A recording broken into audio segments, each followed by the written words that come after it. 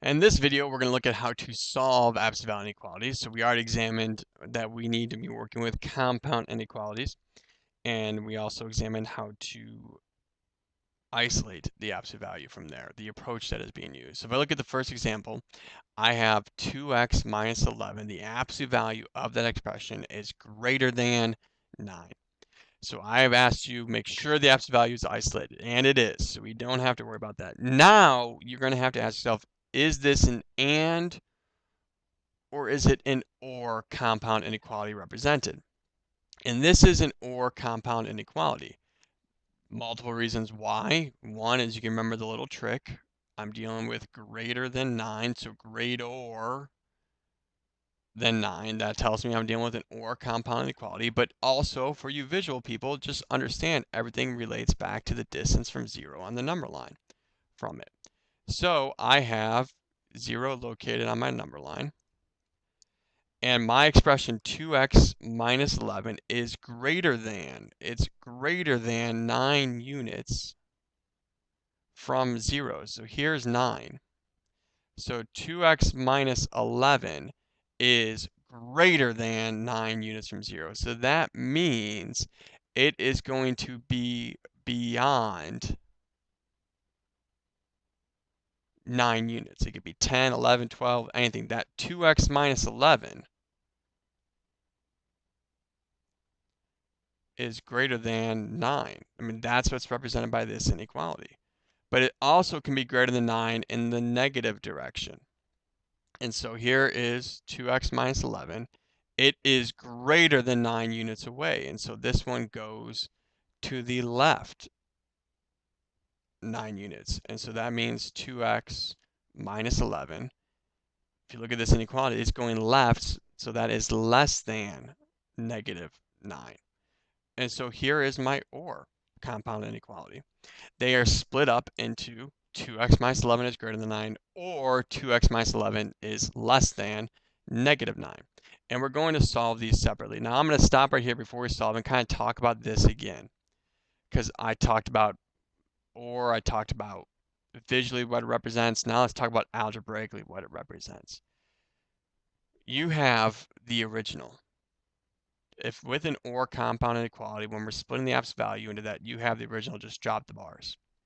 Then you have that expression. Remember, we learned with equations, it never changes. Whatever's in the bars stays as is. But notice this 9 got changed to a negative 9. So really, that's like multiplying by a negative 1, isn't it? When I take 9 to negative 9, it's like taking 9 times a negative 1. Well, when I'm dealing with a negative and an inequality symbol, you flip it. We learned that if you're multiplying or dividing by a negative. And so that's the other reason why this is flipped. So understand visually what's going on is you keep the 1 as is, and since you're dealing with the negative of that number, you are now going to have to flip the inequality symbol.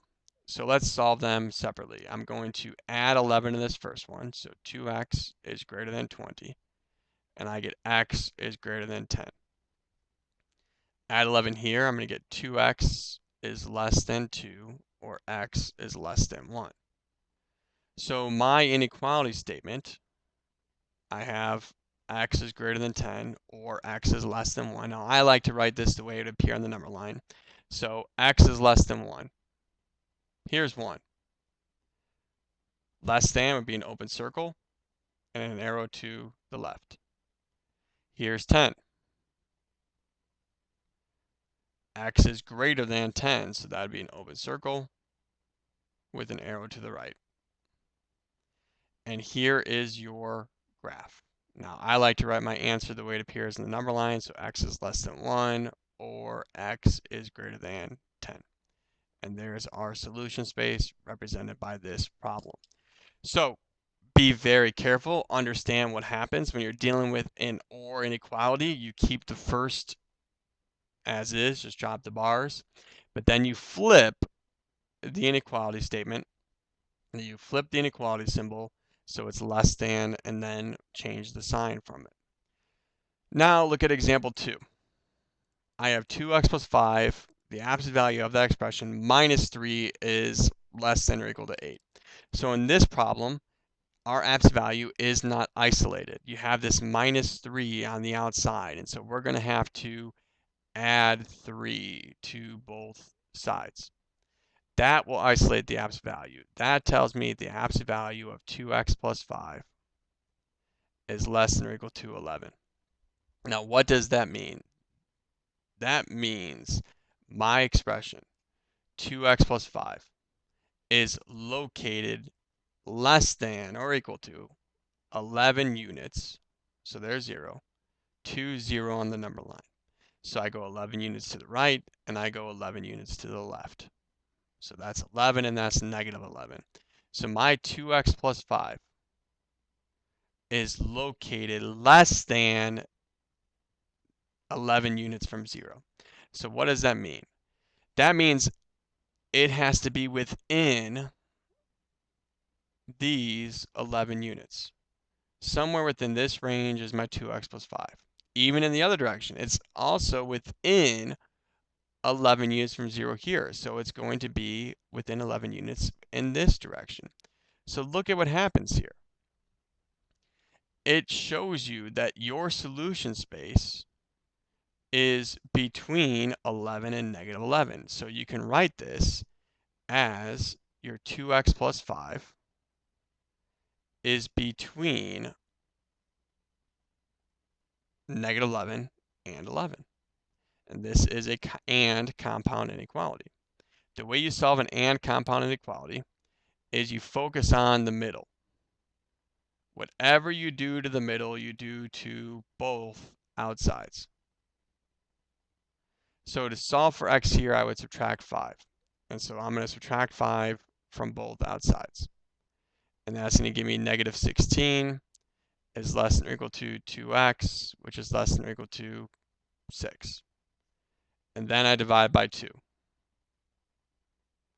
And that's going to give me -8 is less than or equal to x, which is less than or equal to 3.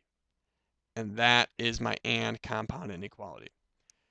So if you look at the visual way to set up an and compound inequality, you can leave it as is on this right half. 2x plus 5 is less than or equal to 11. Just drop in the bars, but then put the negative on the other side. Now, if you want, and your answer needs to be written in this form always, even if you use this next process I'm going to show you, you could also do this. At this point, if you want to convert, you can use the same idea as your ors. You keep the first one as is, just drop the bars, but then you deal with the negative of 11. So I do -11, and since you're dealing with the negative of this number, of this expression on the right side, you have to flip the inequality. This and this is the same as this right here. 2x plus 5 is less than or equal to 11. You can see that on the right side here. 2x plus 5 is greater than or equal to -11, which means it's opening up to the 2x plus 5, towards the 2x plus 5. You see this is opening up towards the 2x plus 5. And if you solve this, you're going to get the same idea. In this case, you're going to get x is less than or equal to 3. In this case, you're going to get x is greater than or equal to -8. But you can't leave them separate than that. Is when you graph it, I have a -8 and I have a 3. And I'm told it is greater than or equal to -8. However, it is also less than or equal to 3. And so my solution space is between here. So even if you use this part, you're going to have to put your answer back together in this form, the way it appears. That's an and compound inequality for it. So and ors can have different approaches. I like to solve them differently. I like to set up my compound inequality this way for ands, and I like to set up my compound inequality this way for ors, so I do not confuse the concepts with each other. And then you solve them from there.